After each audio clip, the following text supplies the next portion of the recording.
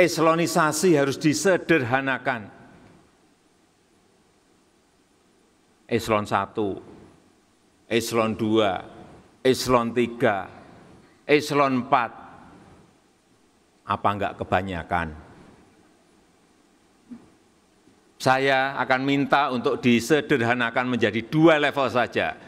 Diganti dengan jabatan fungsional yang menghargai keahlian, yang menghargai kompetensi.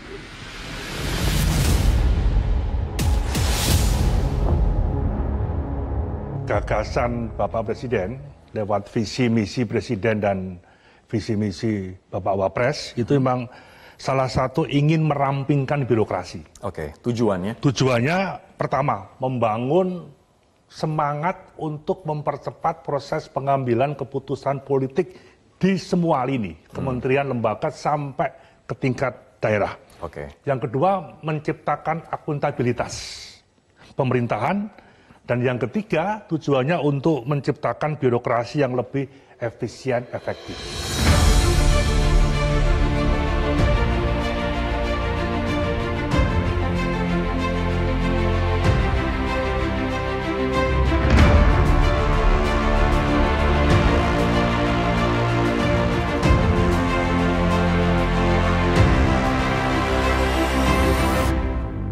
Assalamualaikum warahmatullahi wabarakatuh. Mitra Mandiri, jumpa perdana bareng saya Erik Islami di program Mandiri 30 M30. Dan saat ini saya akan mengajak Anda untuk berbincang bersama bagian organisasi yang mungkin tadi pagi ada beberapa kawan-kawan kita yang sudah dilantik secara fungsional. Dan ini dalam rangka melaksanakan Permenpan RB nomor 17 tahun 2021 tentang penyetaraan jabatan administrasi ke dalam jabatan fungsional. Dan pada kesempatan sore hari ini saya mengundang Bapak Sam Wangge. Beliau adalah Kepala Bagian Organisasi Pemkot Cilegon. Kemudian juga ada Ibu Ipung Tia. Beliau adalah Kasubag Kelembagaan. Dan saya akan mengajak. Oke, ini menarik beberapa hari ini Pak. Kemudian juga Ibu, bahwasanya di ASN di Kota Cilegon ini kan ada penyetaraan ya. Dari mulai struktural ke fungsional, dan wah ini hiruk pikuk banget nih. Bisa jelasin nggak sih sebenarnya ini nih semacam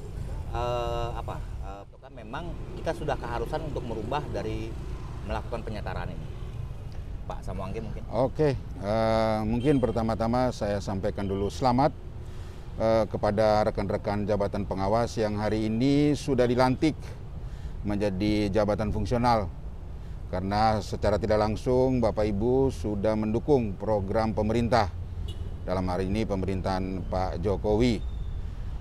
Terkait dengan penyetaraan JA ke JF, mungkin saya boleh buka ya? Ya, silakan Pak. Nanti kelihatan kumisnya nih ya. Oke. Terkait dengan penyetaraan JA ke JF ini memang sudah menjadi regulasi pusat yang harus dilaksanakan oleh seluruh pemerintah, instansi pemerintah, baik pusat maupun daerah. Nah, rilis aturan ini sebenarnya sudah dari tahun 2019. Nah, di daerah baru dilaksanakan di tahun 2021. Oke. Jadi ini ada dasarnya. Jadi pertama tuh ada Permenpan nomor 28 tahun 2019. Kemudian direvisi dengan Permenpan 17 tahun 2021. Ya. Di situ diamanatkan agar seluruh pegawai, khususnya di tataran eselon 4, jabatan pengawas, ini disetarakan ke dalam jabatan fungsional. Oke. Jadi ini memang sudah amanat dari regulasi dari pemerintah pusat. Ya. Nah, jadi tinggal kita di daerah memang sudah dibatasin aplikasi itu, pelaksanaan pelantikan itu maksimal 31 Desember 2021. Nah, akhirnya pemerintah dalam hal ini pimpinan melaksanakan kegiatan tadi. Ya. Pagi melakukan pelantikan terhadap kurang lebih 227 pegawai. Oke. Nah, ini pun sudah melalui tahapan. Dalam artian kita mengusulkan sesuai dengan formula yang diberikan oleh Kementerian PAN gitu kepada pemerintah provinsi, dan kemudian pemerintah provinsi pun itu mengusulkan ke pemerintah pusat dalam hari ini Kemendagri, kemudian diteruskan ke Kemenpan. Rekomendasi ini kita sudah terima di awal minggu ini, itu prosesnya begitu cepat, gitu, sehingga di hari ini, di hari Jumat tanggal 31 dilakukan pelantikan. Seperti itu kurang lebihnya. Jadi memang proses ini udah lama ya? Sudah lama ya. sudah lama. Ini mungkin harus diketahui juga sama teman-teman ASN bahwa proses ini tidak serta-merta dalam waktu yang dekat ya. Betul. Prosesnya udah cukup panjang dan ini memang sudah menjadi aturan yang harus diselenggarakan dan dilakukan oleh pemerintah di Kota Cilegon. Nah, Pak, ini kalau misalnya boleh tahu, ini dari misalnya yang dilantik tadi pagi itu persentasenya berapa banyak sih? Itu kalau kita lihat dari jumlah secara keseluruhan, itu ASN khususnya di jabatan eselon 4 itu ada 600-an, mendekati 700 orang, 700 jabatan. Tetapi kurang lebihnya 227 tadi yang dilantik, itu kita bisa mungkin di bawah 50%. Jadi tidak semua. Memang ada regulasi dari pusat, ada beberapa perangkat daerah sesuai dengan urusan pemerintahannya yang dilakukan penyetaraan jabatan administrasi ke jabatan fungsional. Ada yang tidak. Nah, yang tidak ini antara lain Satpol PP, kemudian Damkar, BPBD, kemudian ada beberapa juga yang blended, dia campur. Kayak dinas pendidikan itu tidak semua, itu hanya cuma beberapa satu jabatan pengawas di masing-masing bidang. Itu yang kena. Kemudian sama juga kasusnya dengan BPKAD, seperti itu. Nah, untuk yang tidak juga selain itu, kecamatan, kelurahan itu tidak. Itu tidak dilakukan CA ke JF. Plus juga dengan UPTD, itu tidak. Jadi masih terbatas pada jabatan-jabatan yang memang sudah diformulakan oleh Kementerian PAN dan RB. Gitu ya. Demikian. Oke, Bu Ipung, ini yang menariknya ini kan dari struktural ke fungsional. Betul. Banyak mungkin yang bertanya plus minusnya apa sih? Banyak sekali ya plus minusnya kalau bicara plus minus. Kalau sebagai jabatan struktural itu kan kita kerjanya seringkali mengandalkan staf ya. Itu sebetulnya keuntungannya ya kadang-kadang. Terus kita bekerja atas perintah pimpinan gitu ya kalau struktural. Kalau fungsional ke depan enggak. Kita mau naik pangkat, mau mengumpulkan angka kredit gitu ya. Kompetensi kita ditunjukin dengan baik itu kalau dengan jabatan fungsional gitu kan. Dan kita bisa memerintah atau bukan memerintah bahasanya. Kita dengan kawan kita yang fungsional itu kita satu sejawat gitu, satu mitra, bukan lagi sebagai bawahan gitu loh. Jadi kita harus rajin, orang yang rajin gitu kan, orang yang punya kompetensi baik, yang menunjukkan kapasitasnya dengan baik, itu yang akan cepat naik pangkatnya lah seperti itu. Tapi dalam kasus penyetaraan jabatan kali ini sebetulnya kita tidak begitu jauh berbeda ya Pak sebetulnya untuk proses awalnya gitu loh. Karena di proses yang dalam penyetaraan jabatan kali ini kan kita yang jabatan struktural kemudian menjadi fungsional tetap melaksanakan tugas struktural itu gitu kan, tetap melaksanakan struktural itu sebagai subkoordinator gitu. Itu seperti itu sih sebetulnya. Nah kalau misalnya dari sisi pendapatan misalnya, ada perubahan nggak sih? Enggak. Jadi amanah dari Presiden Jokowi dari awal beliau menyampaikan berkaitan dengan penyederhanaan birokrasi, beliau mewanti-wanti bahwa dan tidak perlu khawatir kawan-kawan yang hari ini dari struktural kemudian menjadi fungsional, yang dari pengawas atau bahasanya dari pengawas kemudian menjadi fungsional itu tidak perlu khawatir karena take home pay-nya tidak akan turun, termasuk dengan ininya fasilitas. Enggak ada masalah juga, enggak ada pergantian gitu, enggak ada ya? Ya, yang pasti memang take home pay-nya tidak akan turun. Oke. Nah ini yang menarik nih, karena memang ini kan nggak semua orang juga ada yang setuju mungkin ya dengan penyetaraan birokrasi yang sekarang. Poinnya yang ingin dicapai sebetulnya Pak, dari penyetaraan ini apa ya Pak? Ya, jadi kami perlu sampaikan juga, kami juga mendengar beberapa informasi terkait dengan pelantikan JA ke JF kali ini. Jadi teman-teman akhirnya berpikir bahwa ketika sudah fungsional dia pure atau ANSI hanya mengerjakan pekerjaan fungsional. Ya. Itu kami perlu sampaikan untuk awal tidak seperti itu. Tidak seperti itu. Dia tetap melaksanakan tugas-tugas sebelum dia ke fungsional. Jadi dia melaksanakan tugas-tugas jabatan struktural. Sampai kepada nanti ketika regulasi tentang sistem kerja itu terbit. Jadi bahasa Kementerian PAN dan RB dikasih toleransi minimal, bukan maksimal, tapi minimal 1 tahun. Nanti akan dievaluasi. Jadi Bapak Ibu, rekan-rekan yang hari ini sudah dilantik, jangan langsung berpikir ideal bahwa ketika saya mengampu suatu jabatan fungsional tertentu, ya apa itu analis kebijakan atau apapun itu namanya, itu tidak langsung melaksanakan tugas butir-butir kegiatan, tapi dia juga melaksanakan tugas sebelumnya. Jadi dalam 1 tahun ini laksanakan sesuai dengan apa yang dia lakukan sebelum dilantik. Seperti itu. Itu untuk apa? Itu untuk menjamin supaya take home pay dia tidak berkurang. Kalau dia hanya berpikir, oh saya udah pindah ke fungsional nih, saya bekerja udah, ketika saya dikasih tugas-tugas yang tidak sesuai, gitu, itu berarti ya udahlah saya nggak mau lakukan. Tidak seperti itu. Jadi ini perlu penegasan, teman-teman. Informasi yang kami dapat sudah berpikir bahwa ANSI dia mengerjakan tugas fungsional, tidak. Karena tidak semua jabatan fungsional yang dia emban sekarang sesuai dengan apa yang dilakukan sebelumnya, jabatan struktural sebelumnya. Ada yang kadang-kadang nggak relevan. Nah, pertanyaan lebih lanjut, kenapa nggak relevan? Karena memang ketersediaan nomenklatur jabatan fungsional di Indonesia ini belum mengakomodir semua pelaksanaan TUSI yang ada di daerah. Seperti itu.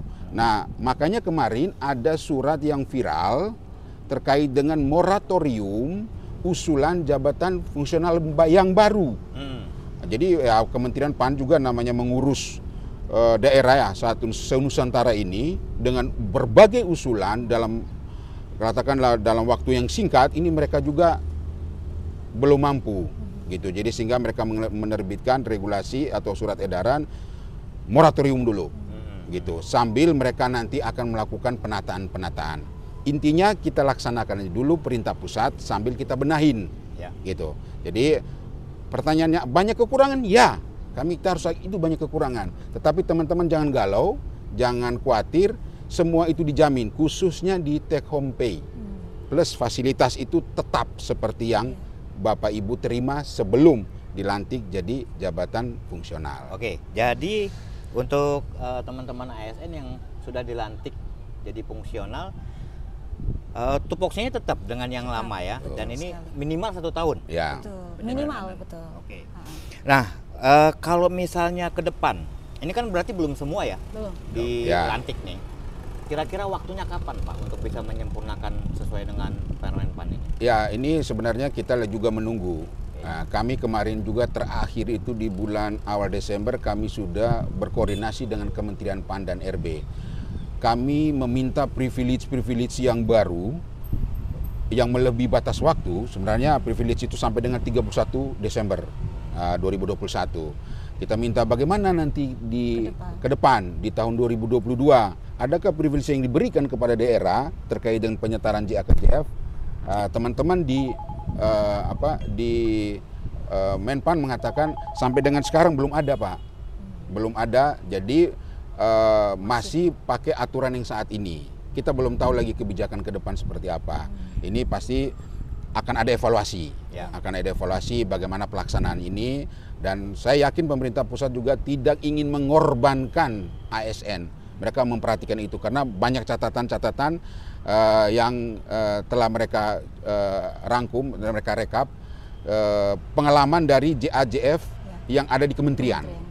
Dan kementerian kan sudah dilakukan dari tahun 2020. Jadi saya kira itu poinnya. Jadi teman-teman jangan kembali lagi, jangan galau, jangan khawatir. Kita terus tetap mengawal ini. Dan dalam waktu dekat kami akan pemerintah Kota Cilegon akan menerbitkan surat edaran terkait dengan apa yang kita diskusikan hari ini. Jadi untuk mempertegas secara kedinasan, sehingga teman-teman di perangkat daerah punya pegangan, gitu kan? Tidak hanya lewat mungkin kanal ini, tapi memang ada secara kedinasan. Nah ini kita lagi proses. Kita berharap di minggu depan kita sudah rilis sebagai acuan teman-teman untuk melaksanakan tugas dia. Jadi bukan kata siapa kayak gitu. Jadi udah clear gitu. Oke, nah ini yang menarik.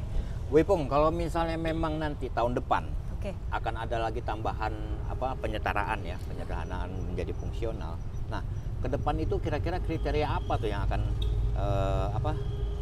mereka bidang apa yang terkena? Oke, jadi sebetulnya kalau proses kita seorang ASN menjadi jabatan fungsional itu kan sebetulnya ada 3 proses ya. Proses yang pertama adalah pengangkatan melalui jabatan pertama ya, pengangkatan pertama.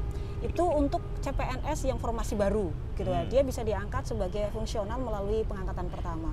Kemudian yang kedua adalah dilakukan melalui impasing gitu kan.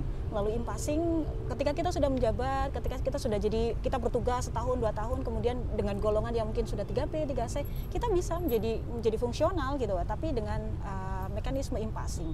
Dan yang ketiga perpindahan gitu kan, dari misalkan kita dari fungsional ini berpindah ke fungsional yang lain dan lain sebagainya. Nah, ini penyetaraan adalah proses yang istimewa yang diberikan oleh pemerintah ya. Ada beberapa privilege yang tadi sudah disampaikan Pak Kabak kepada kita, bahwa ketika kita menjadi fungsional di era penyetaraan ini, kalau biasanya kalau kita mau ke fungsional harus ada uji kompetensi dan lain sebagainya. Ini tidak gitu loh. Ini tidak dilakukan itu. Makanya pemerintah Kota Cilegon kemarin memanfaatkan privilege ini gitu kan. Kita terus mendorong, mengajak kawan-kawan ASN di Kota Cilegon gitu kan. Yuk kita sama-sama menjadi fungsional sesuai dengan aturan, sesuai dengan Permen PAN 17, karena batas waktunya 31 Desember gitu kan. Makanya kita kejar, dan hari ini alhamdulillah kita bersyukur sekali. Alhamdulillah saya dilantik sebagai analis kebijakan, subkoordinator tetap di kelembagaan dan analisa formasi jabatan. Itu satu hal yang sangat luar biasa buat saya, karena ketika saya akan menjadi fungsional secara murni gitu kan, sebagai analis kebijakan, saya harus melalui beberapa proses yang sangat panjang. Nah, ini yang kemudian kenapa kita harus mengikuti ini gitu kan. Jadi kawan-kawan harusnya bersyukur. Kalau sebetulnya tahapannya adalah, kalau di pemerintah pusat itu kan dua layer ya. Kalau di pemerintah pusat eselon 3 dan 4 yang diarahkan atau disetarakan ke jabatan fungsional, sementara untuk daerah kabupaten kota saat ini gitu kan diarahkan ke eselon 4-nya saja, pengawasnya saja gitu kan. Sekalipun di Kota Cilegon itu banyak sekali loh kemarin yang sudah sangat antusias ya Pak, sangat antusias ingin menjadi fungsional. Tapi sayangnya sesuai arahan dari Kemendagri, untuk daerah kabupaten kota hanya dilaksanakan untuk jabatan pengawas saja. Jadi ke depan pemerintah Kota Cilegon selama privilege yang ada di Permen PAN 17 itu tidak dirubah dan sampai tanggal 31 Desember, berarti ke depan ketika kita akan mengajak kawan-kawan yang ke fungsional lagi, atau ada kawan-kawan yang kemudian tertarik untuk jadi fungsional, berarti melalui mekanisme yang normatif. Ya tadi impasing gitu kan, perpindahan dan lain sebagainya. Baik, ini menarik. Kabar yang beredar juga nih Pak. Ada teman-teman yang mungkin sempat bingung juga kecewa juga. Ini apakah mereka yang dilantik tadi pagi itu mereka akan tetap di situ? Ini kan berkaitan dengan mutasi rotasi nih ya, yang berhembus deras gitu. Tanggapan Pak Sam gimana nih Pak? Perlu kami tegaskan bahwa jangan galau, jangan risau, jangan khawatir. Terkait dengan karir teman-teman ini sebenarnya sudah diakomodir dalam Permen PAN terkait dengan pola karir. Jadi pola karir kita itu baik vertikal, horizontal, dan diagonal. Jadi teman-teman yang dilantik sekarang ke fungsional punya kesempatan yang sama untuk dilakukan promosi, andaikan seperti itu. Jadi bisa saja saya mungkin Bu Ipung sekarang selaku analis kebijakan, gitu kan. Ketika ke depan ada kebutuhan organisasi untuk beliau ditempatkan katakanlah promosi ke eselon 3, itu diperbolehkan, tidak menghambat. Jadi jabatan itu disiapkan bukan untuk menghambat karir PNS, tetapi justru untuk membuka selebar-lebarnya, tentunya dengan kompetisi yang sehat. Seperti itu. Berarti yang bisa disederhanakan begini Pak, nanti kalau misalnya ada mutasi rotasi mereka bisa diganti? Ya. Bisa. Jadi ketika mereka pindah, contohnya dipromosikan ke eselon 3, bisa. Baik, Pak Sam, ini ada yang menarik ya. Kalau misalnya sudah fungsional itu kan mereka beranggapan bahwa fungsional ini tidak memiliki pimpinan secara struktural lah begitu. Penjelasannya gimana Pak? Ini perlu kita tegaskan kembali. Tadi sudah kita sampaikan bahwa sistem kerjanya masih seperti yang dulu, belum ada perubahan. Nah, teman-teman pelaksana ini bekerja seperti biasa dan punya atasan seperti biasa. gitu. Karena kalau Bapak Ibu berpikir bahwa oh fungsional itu bukan atasan saya, itu salah. Nanti terkait dengan SKP Bapak, penilaian kinerja Bapak, siapa yang akan melakukan penilaian. Nah, jadi kita tunggu regulasi pusat terkait dengan sistem kerja. Nanti akan diatur. Nah, ke depan pun teman-teman pelaksana kemungkinan juga akan dialihkan ke fungsional juga. Itu sudah wacana dari pemerintah pusat. Jadi rekan-rekan pelaksana tetap bekerja seperti biasa, punya atasan yang seperti biasa sebelum pelantikan. Jadi tidak ada perubahan. Lebih awalnya tidak ada perubahan untuk 1 tahun. Kita sambil tahun menunggu. ke depan ini tidak ada perubahan. Jadi bekerja seperti biasa. Nah, Pak, kalau misalnya tim fungsional ini kan ada sistem penilaian ya. Betul. Penilaian. Nah, untuk rate penilaiannya itu gimana, Pak? Timnya? Nah, untuk butir-butir kegiatan ini belum optimal. Kita sampaikan belum optimal. Karena apa? Kembali lagi yang kami sampaikan tadi, kebutuhan kita di daerah ini belum diakomodir oleh pemerintah pusat dalam nomenklatur fungsional. Kita ambil contoh tadi, ada dinas perhubungan yang dilantik menjadi jabatan fungsional analis kebijakan. Kalau kita lihat butir-butir di dalamnya dikaitkan dengan tusi mereka yang mereka lakukan sehari-hari, itu tidak nyambung, tidak relevan. Nah, kejadian-kejadian seperti ini sebenarnya sudah diprediksi oleh teman-teman di pusat, Kementerian PAN dalam PAN RB. Jadi mereka bilang udah jalankan saja dulu, nanti kita akan benahin. Nah, ke depan jabatan fungsional itu tidak, orang kan saat ini selalu berpikir oh fungsional itu ego. Dia akan berpikir individualistis gitu ya. Dia nggak akan berpikir bagaimana mencapai target kinerja organisasi yang dia tempati. Dia selalu berpikir bagaimana saya bisa memenuhi angka kredit. Ke depan itu akan direvisi. Jadi ada nilai-nilai kepemimpinan, nilai-nilai manajerial yang akan dilekatkan kepada dia. Jadi sudah mulai dimix. Kalau dulu struktural pure manajerial. Kalau fungsional itu bicara keahlian. Pure dia juga nggak punya proses kepemimpinan, itu nggak ada unsur kepemimpinan dalam. Tapi ke depan itu akan dimix. Nah, karena nanti akan bicara terkait dengan subkoordinator. Nah, kalau sekarang yang sudah berjalan itu di inspektorat itu sudah clear. Nah, itu role model yang kita bisa contoh. Gitu. Baik, Bu Ipung, ini kalau misalnya secara kelembagaan berarti koordinasinya juga tidak ada perubahan apapun kan? Tidak ada perubahan, hanya saja di struktur organisasi ke depan sudah tidak ada, ini untuk yang disetarakan sudah tidak ada jabatan kasihnya. Jadi untuk dinas-dinas atau urusan-urusan yang misalkan memang di bawahnya langsung dihilangkan ya atau langsung disetarakan, nanti hanya ada bidang bawahnya kelompok jabatan fungsional gitu. Jadi sudah tidak ada kasih ini, kecuali yang tidak masuk dalam permodelan atau yang disetarakan. Karena kalau tadi menambahkan Pak Kabak menyampaikan bahwa tugas kita ke depan sebagai koordinator masih sama dengan tugas kita hari ini. Mulai dari penyusunan rencana kerja, pelaksanaan, evaluasi pelaporan, itu masih sama. Bahkan di kinerja pun kita akan melaksanakan tugas dan fungsi itu gitu loh. Kita pasti akan melaksanakan target di indikator kinerja gitu loh. Dari instansinya masing-masing. Jadi tidak ada perubahan yang signifikan saat ini karena masih, kalau saya bicara kadang-kadang masih 50-50 ya gitu lah. Sekalipun subkoordinator atau tugas kita sebagai administrasi hari ini hanya sebagai tugas tambahan. Karena tugas pokoknya tetap di jabatan fungsional kita, tapi itu belum maksimal seperti Pak Kabak tadi sampaikan bahwa butir pekerjaan banyak sekali yang tidak bisa kita kerjakan gitu. Itu saja sih.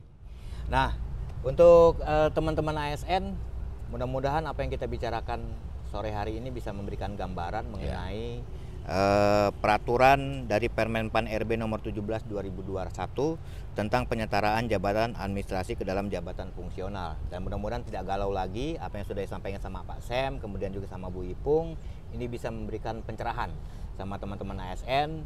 Yang jelas kita harus tetap terus bekerja dengan baik, memberikan pelayanan dengan baik kepada masyarakat supaya masyarakat bisa mendapatkan manfaat dari apa yang kita lakukan di dunia ASN dan birokrasi kita. Pak Sem, mungkin ada yang mau disampaikan sebagai penutup? Rekan-rekan semua, teman-teman kami yang sudah dilantik, kami hanya menghimbau tetap bekerja. Jikalau ada hal-hal yang kurang jelas atau masih ragu, silakan ke kami. Kami buka pintu selebar-lebarnya.